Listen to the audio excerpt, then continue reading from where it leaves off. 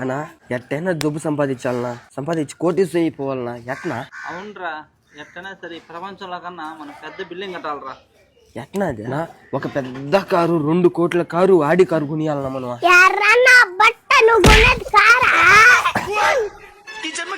ముందు తాగడం ఆపేసి ఏదైనా పనికి పోరా, వేవస్తున్నా బట్ట ఇది తాగేదానికి గెచ్చి లేకుండా ఎవరు ముందు పోస్తారా చూస్తాడు. మళ్ళీ వీడు మహానికే ఆడి కారు కొంటాడంట. ఆడి కారు ముందరా అడగ తినేదానికి గొడవ పనికి రాని నా బట్ట కూటి గెత్తులాని నా బట్ట కోట్లు సంపాదిస్తాడంట. ఇది మోహన్ చూడ ఎట్లున్నాడా? అరే ఏంట్రా ఇది?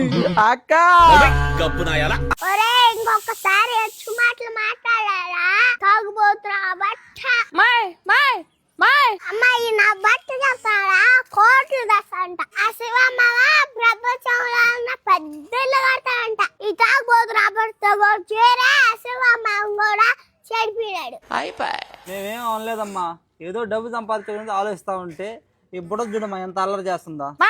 ఏంది మే మా తమ్ముడు జుట్టు పట్టుకొని లాగుతావు, మా అన్నని చెడిపినాడు గిడిపినాడు అంటావు. అమ్మ రప్ప రప్ప మమ్మయ్య నన్ను ఎందుకు అడుస్తావే సిల్లవలియే మే వదిలి మా తమ్ముడినే తంతానట్టే. నన్ను దనబలేదు గానీ తాగుతున్నా బట్టను దన్ను తాగుకుంటా ఏదైనా పనికి పోతాడు. బేవస్తున్నా బట్ట ఊరు మీద పడే అప్పులు చేస్తా తాగుతా అంటాడు.